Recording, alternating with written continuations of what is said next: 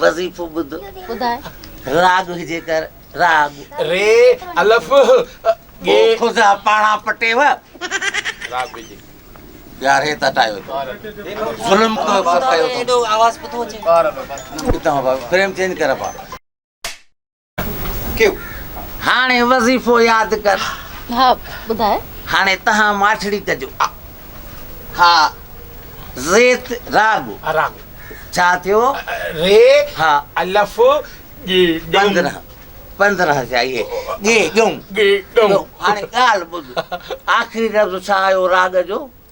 गऊं गे गे गे गम ॻऊं हिते सही आहे पोइ हिते वेंदी अञा न न ओके आहे न क्यों बियो बियो वेठे असां ॻाल्हाईंदासीं पहिरियों पाण में असांखे ॾिसंदव असां सम्झी वेंदासीं हिते ईंदासीं हा। उते जाइ ॾिजो बसि ए क्यों कर क्यों रे जब से तू मेरे मुंह में लगा है ना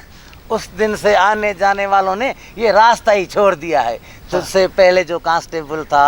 तो नोट ही नोट थे तुम्हें पता ही नहीं पड़ता ऐसे लगे हो न मरते हो न जान छूटती है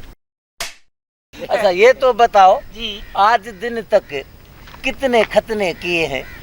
सुभान अल्लाह बड़ा अच्छा सवाल किया है साहब ने बड़ा मशहूर है बड़ा मशहूर है गुल्लू हजम सही हिकिड़ो मिंट तूं न चओ न तोॾे मां अचां थो त तूं विच में छो थो हले पियो क्यों आज दिन तक कितने खतने किए हैं साहब मेरी उम्र देख रहे हो हाँ जरे घट तो मैं अब बूढ़ा जो है ना लाठी पे चलने वाला हूँ सही सही कम से कम असल याद तो नहीं है हाँ। अभी भी एक खतना करके गोठ लाल बख्श कादड़ों से आ रहा हूँ अरे वाह गुल्लू हजम उन्हें आज मरवा दिया हाँ साहब आपके यहाँ भी कोई खतने वतने का प्रोग्राम हो तो गुल्लू को याद कीजिएगा ठीक है मेरे साथ बेटे हैं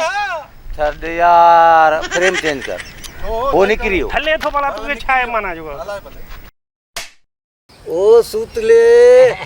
जी साहब हुकुम सरकार केड़ो हुकुम क्या है बाड़ा लगा बैठा आहियूं न धंधो तो हले पियो न छा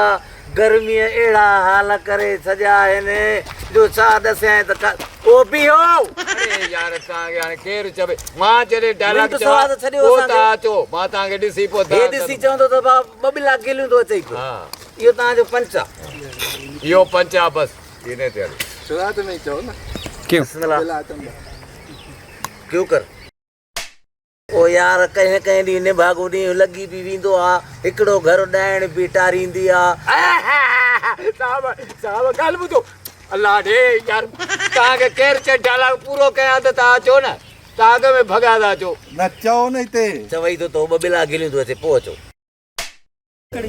यार तोखे मां ॾसियो कीअं हल्के हो खामोश क्यों अचो साहब अस्सलाम वालेकुम वालेकुम अस्सलाम बबूर का पकड़े आयो हां माल ही माल आ हिनन वट मां फरा दिया मुर्गो ना ॿुध ॿुध हे चयो मां वटि हे हिते अड़े निभा उन जी कराई 1.5 लख जो ईंदो त उतां 10,000 तुंहिंजा 10,000 हुनजा 1,30,000 मुंहिंजा हां हा कटवा घणा मिंट थियो